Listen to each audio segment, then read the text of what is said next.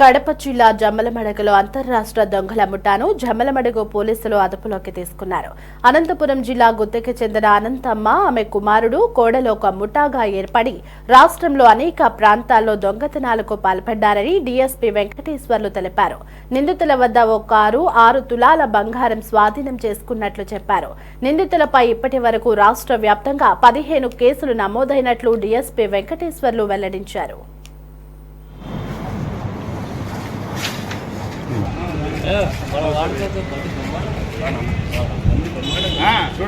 జనవరి 30వ తేదీ ఉదయం 11 గంటల ప్రాంతంలో కెనరా బ్యాంకు జమ్మలమడుగు టౌన్లో ఉన్న కెనరా బ్యాంకులో ఒక ఆవిడ సావిత్రి అనే ఆమె బంగారం లోన్ పెట్టుకోవడానికి అని చెప్పేసి కర్రల సంచిలో పెట్టుకొని క్యూలో నిలబడి ఉంటుందండి.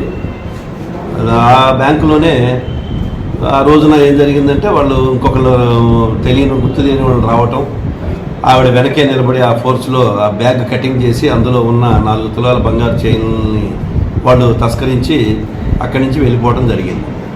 వెంటనే ఇన్స్పెక్టర్ జమ్మలమడుగు రెస్పాండ్ అయ్యి వెంబడే బ్యాంక్కి వెళ్ళడం జరిగింది. నేను కూడా బ్యాంక్ విజిట్ చేసి వెంబడే సీసీ కెమెరాలో ఉన్న ఫొటోస్ని మనం ఐడెంటిఫై చేసి ఆ వచ్చిన ఫొటోస్ని మనం ఆల్ ఓవర్ ది స్టేట్ పంపించడం జరిగింది. మాకు తెలిసిన వారి ద్వారా ఇన్ఫర్మేషన్ గ్యాదర్ చేసాం. పలానా వాళ్ళని మేము ఐడెంటిఫై చేసాం అంటే వాళ్ళ మూమెంట్ రిస్ట్రిక్ట్ చేయడం, వాళ్ళు ఇక్కడే చుట్టుపక్కల ఎక్కడ తిరుగుతుంటున్నారు, వాళ్ళ మూమెంట్ని మనం అప్రోచ్ చేయడం జరుగుతుంది.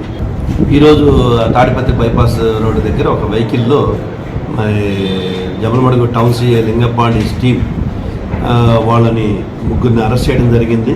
వీళ్ళ పేరు వచ్చినప్పటికీ వనార్చి అనంతమ్మ, వీళ్ళు గుత్తి, ఈమె కొడుకు మహేష్, కోడలు గాయత్రి. వీళ్ళు గుత్తిలో ఉంటారు.